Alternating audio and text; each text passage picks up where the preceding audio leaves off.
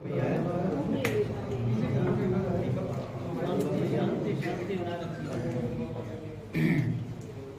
से यहाँ करें।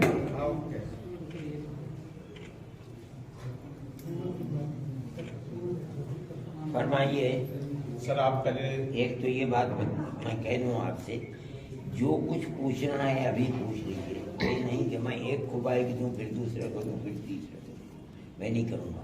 एक मर्तबा में आपका दिल भर के जो सवाल करना है वो कर लीजिए। सर ये जो आपदाएं इसकी ब्रीफ कर दीजिए। आप क्या क्या एक एक बोले, चाहे आप बोल लें चाहे आप बोल लें। फरमाइए सर, पहले आप ब्रीफ कर दीजिए जो आप समझ। मैं तो कह चुका हूँ, बना भाई अरुण। मदारिस इस्लामिया सन 1866 से चल रहे हैं। दारुल उलूम देवबंद की बुनियाद 1866 में रखी गई। जिन लोगों ने बुनियाद रखी थी उन लोगों ने ये उसूल बनाया था कि हम गवर्नमेंट से कोई इमदाद नहीं लेंगे, मुसलमान इनको चंदे से चलाएगा। दूसरी बात यह है कि जो उन्होंने अपने नज़रियात और सोच विचार जो बनाए थे वो ये थे कि मज़हब से ऊपर उठकर इंसानियत की बुनियाद पर लोगों के साथ मामलात किए जाएंगे। इसीलिए दारुल उलूम देवबंद जब कायम हुआ उसकी रुदात बताती है कि यहाँ हिंदू भी दाखिला लेते थे और पढ़ते थे और दारुल उलूम देवबंद में उनको पढ़ाया जाता था। हमने एक तो ये बुनियाद आज तक दारुल उलूम से लगे हुए जितने भी दुनिया भर में मदरसे हैं, हमने ये बुनियाद बना रखी है कि हम किसी गवर्नमेंट से इमदाद लेकर मदरसे को नहीं चलाते। जो चंदा मुसलमानों का होता है उस चंदे के साथ चलते। दूसरी बात, जो इल्ज़ाम लगाया जाता है कि हम लोग कत्ल व क़िताल करते हैं या हम लोग इस्लाम के सिवा किसी और मज़हब के मानने वाले को जीने का हक़ नहीं देते या हम दहशतगर्दी करते हैं, हमने दारुल उलूम की तारीख़ और उसके नज़रिए को पेश किया। हमारा काम ये नहीं है। हमारे बच्चे न आग लगाते हैं ट्रेनों के अंदर, न बसों के अंदर आग लगाते हैं। हमारे बच्चे इन तमाम चीज़ों से दूर रहकर अगर उन्हें एहतजाज भी करना होता है तो अपने गुस्से को ज़ाहिर करते हैं। मरना, मारना, लड़ना, लड़ाना, आग लगाना ये हमारा काम नहीं है। तीसरी चीज़ जो मैंने वहाँ कही है, हमारा सियासत से कोई ताल्लुक़ नहीं है। ना हम इलेक्शन खुद लड़ते हैं, ना हम जमाती एतबार से इलेक्शन लड़ाते हैं। हमारा उससे कोई ताल्लुक़ नहीं। किसी भी दुनिया की सियासत के अंदर आदमी दखील हो, हमारे साथ उसका मिलना, हमारा उससे मिलना, उसका हमसे मिलना, ये दुनिया में चलता है। यही हमारा काम था, इसी को हमने कहा। बाकी हमारा यहाँ इज्तिमा इस वक्त जो आप देख रहे हैं, सारे हिंदुस्तान के लोग यहाँ जमा हैं। वो सिर्फ मदरसों का मसला है कि मदरसों के चलाने के अंदर अगर कानून के एतबार से कोई कमी है या गवर्नमेंट की तरफ से उसके अंदर किसी तरह की मुदाखलत है तो वो उस कमी को दूर करना चाहिए, ताकि जो दस्तूरी हक है अपने मजहबी इदारे कायम करने का, उसके अंदर हम मुजरिम करार न दिए जाए। ये मकसद था, इसीलिए सब लोग जमा हुए थे, इनसे ये बात कही गई। सर आपने एक बात और कही थी फरमाइए कि जो इस सरकार से पहले की सरकार थी तो वो बहुत सहूलियतें दिया करती थी और वो मानती थी। मैंने ये बात भी कही थी, इसलिए कि वो पुराने लोग थे और वो उलमा और दारुल उलूम देवबंद ने क्या मुल्क की आज़ादी में काम किया है, आया उनके बराबर में खड़े होकर काम किया या उनके पीछे काम किया या उनसे 10 कदम आगे बढ़कर काम किया, वो इस चीज़ को जानते थे। इस बुनियाद के ऊपर वो दारुल उलूम को मुराद देते थे। अब वो लोग दुनिया से चले गए। अब जो लोग हैं वो दारुल उलूम देवबंद और उलमा की उस आज़ादी वतन के लिए जिहाद को नहीं जानते, इसलिए जो सहूलतें देते थे अब वो सहूलतें भी नहीं मिल रही हैं और ये अफसोस की बात है। हज़रत आपने कहा कि सरकार की इमदाद पर हम थूकते नहीं हैं। नहीं, हम सरकार की इमदाद लेते ही नहीं, لوگ اس امداد کے لیے مطالبہ کرتے ہیں، ہم اس امداد کو نہیں لیتے، ہم قبول نہیں کرتے ہیں، ہم اس امداد کی نہ فکر کرتے ہیں نہ ہم اس امداد کو لیتے ہیں۔ حضرت کچھ نیوز چینلوں نے دکھلایا کہ مدرسے میں جانچ کی گھنٹی لٹک رہی ہے دارالعلوم دیوبند کے بارے میں، کہ جانچ کی گھنٹی لٹک رہی ہے مدرسے کو سروے ہو، یہ غلط ہے، جھوٹ بولتے ہیں۔ گورنمنٹ کی طرف سے کوئی جانچ نہیں ہے، یہ کسی چینل والے نے یہ اڑایا تھا کہ دارالعلوم دیوبند غیر قانونی طریقے پر چل رہا ہے، یعنی وہ کسی یہ جو وقف بورڈ ہیں یا دوسری چیزیں ہیں ان کے اندر، لیکن یہ غلط ہے۔ دارالعلوم کسی ایک بورڈ سے ملحق سوسائٹی کے ساتھ اور دارالعلوم اسی طرح کا۔ سر ایک سوال ہے، کیندر سرکار اور یوپی سرکار سے آپ کی کوئی ناراضگی ہے یا کام صحیح کر رہی ہے؟ ہماری ناراضگی، کس کی ناراضگی؟ دارالعلوم دیوبند کا کوئی تعلق نہیں ہے، نہ ہم ناراض ہوتے ہیں نہ کسی سے خوش ہوتے ہیں۔ ہماری کیا ناراضگی ہے؟ ناراضگی ان لوگوں کی ہوتی ہے جن کی جو کرسی پر بیٹھے تھے اور ان کو اتار دیا کسی نے، یا وہ کسی دوسرے کی کرسی پر بیٹھنا چاہتے ہیں۔ بابا ہم تو زمین پر بیٹھ کے پڑھانے والے لوگ ہیں، ہمیں کسی کرسی سے کیا لینا ہے؟ سر آج کی بیٹھک میں کیا اس بات سرکار اگر مدد لیں گے تو کیا ان کے نیم ماننے پڑیں گے، اسی لیے منع کر؟ نہیں، ہمارا یہ ایک مذہبی کام ہے۔ میں نے کہا تھا کہ مسجد اور مدرسہ یہ خالص ہمارا مذہبی، ہم اپنے مذہب کے لیے کسی گورنمنٹ سے کچھ نہیں لیتے، چاہے ہم انگریز سے بھی نہیں لیتے تھے، کانگریس سے بھی نہیں لیتے تھے، آج بھی نہیں لیتے ہیں۔ ہم اپنے مذہب کے لیے کسی کے محتاج نہیں، ہم خود کریں گے اپنے مذہبی کام۔ مودی یوگی بڑھیا کام کر رہے ہیں، لیکن ان کے منتری بھی کہہ رہے ہیں کہ ایک ہاتھ میں لیپ ٹاپ ہو، ایک ہاتھ میں قرآن ہو، اور ہم چاہتے ہیں کہ مدرسوں کی شکشا اچھی ہو۔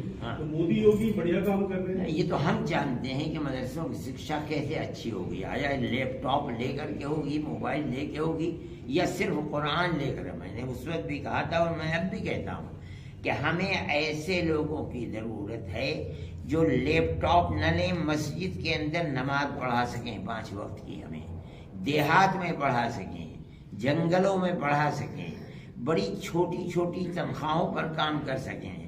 ہمیں ایسے لوگوں کی ضرورت ہوگی جو بچوں کو قرآن پڑھا سکیں۔ لیپ ٹاپ لے کر کے ایک ہاتھ میں نہ قرآن پڑھا سکیں گے نہ نماز پڑھا سکیں گے۔ اس لیے ہم ایسے افراد کو پیدا کر رہے ہیں کہ جو مذہبی ہیں، خالص سر سے پیر تک ہماری مذہبی ضرورت کو پورا کریں۔ باقی دوسری ضرورتوں کے لیے یونیورسٹیوں میں ہمارے بچے پڑھتے ہیں، کالجوں میں پڑھتے ہیں، اور پڑھتے ہیں بچے، ہم بھیجتے ہیں اپنے بچوں کو پڑھتے ہیں، ہمیں اس سے کیا سروکار لینا۔ آج جو سمیلن ہوا، جو مدرسوں کا اسٹرکچر ہے دیش بھر میں، جتنے علماء دین علماء یہاں جمع ہوئے، اس بات پہ سہمتی بنی کہ مدرسوں کو اور ڈیولپ کرنا ہے، یا جو اسٹرکچر آلریڈی ہے؟ نہیں، ہماری سہمتی اس بات پر بنی ہے کہ اگر اس کی زمین کے اندر کوئی کمی ہے، مان لیجئے کہ وہ گرام پنچایت کی زمین کے اوپر ہے، یا اسی طریقے کے اور کوئی، اس کو درست کرے، جو اپنا حساب ہے اس کو آڈٹ کرائے۔ جو گورنمنٹ کا قانون ہے کہ ہر دینے والے کا مکمل وہ پتہ جو اس کے شناختی کارڈ پر گورنمنٹ نے لکھ کر دیا ہے، اس پتے کا اندراج ہو۔ ہم نے ان سب کو یہ کہا کہ گورنمنٹ کے اس قانون کا احترام کریں اور اسی طرح چندہ کریں، اس کے خلاف نہ کریں۔ سر آج کی بیٹھک میں کیا مدرسوں کے کسی بورڈ سے ایفیلیشن کی بات ہوئی؟ نہیں، اس پر ہمارا ایک نظریہ ہے کہ ہم کسی گورنمنٹ کے بورڈ سے الحاق کر کے گورنمنٹ سے کوئی مدد نہیں لینا چاہتے، ہم نہیں کرتے ہیں بورڈ سے الحاق۔ بورڈ سے الحاق جن مدرسوں کا ہوا ہے ان مدرسوں کی حیثیت خراب ہو گئی آسام کے اندر، اور جہاں بورڈ کا بہار میں ہوا وہاں بہار میں ختم ہو گئے، یہاں اگر ہوگا یہاں بھی مدرسے ختم ہو جائیں گے۔ اس لیے یہ ہم بالکل سہمت ہے، آج سے نہیں، ملک کی آزادی سے پہلے سے اور آزادی کے بعد بھی ہم کسی بھی گورنمنٹ سے پیسہ لے کر اپنے مذہبی کام کو نہیں کریں۔ لیکن سر ایک سوال ہے کہ یوپی سرکار نینترن میں رکھنا چاہتی ہے۔ آپ اردو بولے، ہندوستان میں پیدا ہوئے ہیں، آپ کہیں اوپر سے نہیں اترے ہیں۔ جی، آپ کو لگتا ہے کہ سرکار اس پہ کنٹرول رکھنا چاہتی ہے جتنے مدرسے دیش بھر میں؟ نہیں، میں نہیں سمجھتا ہوں۔ میرے سامنے ابھی تک کوئی ایسی بات نہیں ہے کہ سرکار مدرسوں کے اوپر کنٹرول رکھنا چاہتی ہے، چاہے وہ یوپی گورنمنٹ ہو چاہے مرکزی گورنمنٹ ہو، مدرسوں کی گردن دبا کر کے اپنے کنٹرول میں لینے کی کوئی بات میرے سامنے نہیں آئی ہے، نہ دارالعلوم کے سامنے آئی ہے۔ یہ ہمارا ایک دستوری حق ہے جو دستور نے ہمیں دیا ہے، ہم اس حق کے مطابق چلاتے ہیں، مدرسوں کو پیسہ جمع کرتے ہیں، چندہ کرتے ہیں مدرسوں۔ آپ نے کہا کہ آزادی سے پہلے 1868 سے دارالعلوم دیوبند چل رہا ہے، جس طرح کی خبریں آ رہی ہیں دارالعلوم دیوبند 66 سے جس طرح کی خبریں آ رہی ہے کہ یہ غیر مانیتا پراپت ہے جو سروے یہ غلط ہے، تو اس کو بالکل آپ نکال رہے ہیں۔ بالکل غلط ہے۔ یہ کیسے ہو سکتا ہے کہ دارالعلوم اس طرح چلے گا، اتنا بڑا ادارہ، اور وہ کسی ایکٹ سے نہیں لگے گا، یہ کوئی بات نہیں۔ لیکن سر یوپی سرکار نے اپنے سروے میں جو رپورٹ دی ہے اس میں کہا ہے کہ بہت سارے مدرسے اتر پردیش میں چل رہے ہیں جو کہ مانیتا پراپت نہیں ہے یا غیر زمین پہ چل رہے وہ ہیں۔ جانے، ہمارے ساتھ اس کا کوئی تعلق نہیں ہے، وہ کس مدرسے کو کہہ رہے ہیں، ان کو جب کہا جائے گا تو پتہ چلے گا۔ کیا مدرسوں کے سلیبس میں بدلاؤ کی ضرورت محسوس کی گئی؟ نہیں، مدرسوں میں پہلے بھی یہی بات تھی، میں نے یہ بات کہی تھی کہ مدرسہ جب بنا ہے اس وقت جو اس کا ایک نصاب تعلیم تھا جس کو آپ سلیبس کہہ رہے ہیں، اس کے اندر بھی یعنی دوسری حساب، جغرافیہ، انگریزی، یہ تمام چیزیں تھیں، اور 8 سال تک اس کو پڑھایا جاتا تھا۔ اس کو پڑھانے کے بعد پھر 8 سال کا ہمارا مذہبی جو نصاب تعلیم کا سلیبس تھا اس کو پڑھایا جاتا تھا، لیکن بعد میں اس کے اندر فارسی بہت زیادہ تھی، فارسی کا چلن دن بدن کم سے کم تر ہوتا چلا گیا، اس کو چھوٹا کر دیا گیا، پہلے 8 سے 5 کیا گیا، پھر 5 سے 3 کر دیا گیا۔ یہ وہ چیزیں ہیں کہ جو کسی چیز کی کبھی ضرورت ہوتی ہے، کبھی کسی چیز کی ضرورت نہیں ہے۔ آج ہم یہ سمجھ رہے ہیں کہ جس طرح ہمارے 8 سالہ بالکل پہلے نصاب میں، اس کے بعد 5 سال کا جو نصاب یا سلیبس تھا، آپ کہہ رہے ہیں جن چیزیں ہیں، ہم نے ان چیزوں کو پھر اچھی طریقے پر لا کر کے رکھنے کا ارادہ کیا ہے۔ وہ آج کل قیمتی ہے، حساب ہے، جغرافیہ ہے، اور 10ویں تک ہم اس کا امتحان دلا دیں گے تاکہ بچہ ہمارے یہاں سے فارغ ہونے کے بعد، مان لیجئے اس کے ماں باپ یا وہ چاہتا ہے کہ وہ آگے تعلیم حاصل کر سکے، بی اے اور ایم اے کر سکے، تو اس کے لیے راستہ کھلا ہو۔ تو کوئی منیمم کوالیفیکیشن کا کرائیٹیریا بنایا جا رہا ہے؟ آپ پھر وہی آسمان کی زبان بول رہے ہیں، آپ اردو بولیے یا ہندی بولیے، آپ تو کبھی آپ نے دیکھا بھی نہیں ہوا برطانیہ، کم سے کم بہت دنوں سے لوگوں کی ایک مانگ چلی آ رہی ہے، مولانا بہت دنوں سے مانگ کر رہے ہیں وہ، حال کے دنوں میں جس طرح مدرسوں پر انگلیاں اٹھی ہے، آتنکواد کا چسپا کرنے کی کوشش کی جا رہی ہے کسی مدرسے کو، تو اس سے کیسے نکلے گی؟ مدرسے اس زد میں نہیں آئے، مدرسے صاف ستھرے رہے، مدرسے تو عزت میں نہ تھے نہ آج ہیں، اور آئندہ کی بات میں کہتا نہیں ہوں۔ مدرسوں کو میں نے 10 دفعہ کہا ہے، وہاں صرف مذہبی تعلیم اور شکشا دی جاتی ہے، کسی مذہب کی تعلیم کے اندر دہشت گردی یا قتل و غارت گری کی کوئی چیز نہیں ہے۔ مدرسوں کے دروازے کھلے ہوئے ہیں 24 گھنٹے، مدرسے ایسے ہیں 90% جن کے دروازے بھی نہیں ہیں، صبح سے شام تک، رات اور دن، جس کا جی چاہتا ہے، کتا، بلی، گدھا، گھوڑا، جو چاہتا ہے گھس جاتا ہے اس کے اندر، آدمی بھی گھس سکتا ہے، میں اور آپ بھی گھس سکتے ہیں۔ جا کے دیکھیے کیا پڑھایا جا رہا ہے، کس کو مارا جا رہا ہے، کس کے ہاتھ میں چھری ہے، کون ریوالور لیے بیٹھا ہے، آپ کو کتا بھگانے کے لیے بانس بھی نہیں ملے گا وہاں۔ ایک ویسی بات ہے، کہنے کو آدمی کے منہ میں زبان ہے، جو جی چاہے کہہ دے، مگر کوئی چیز نہیں ہے۔ دہشت گردی سے کیا تعلق ہے؟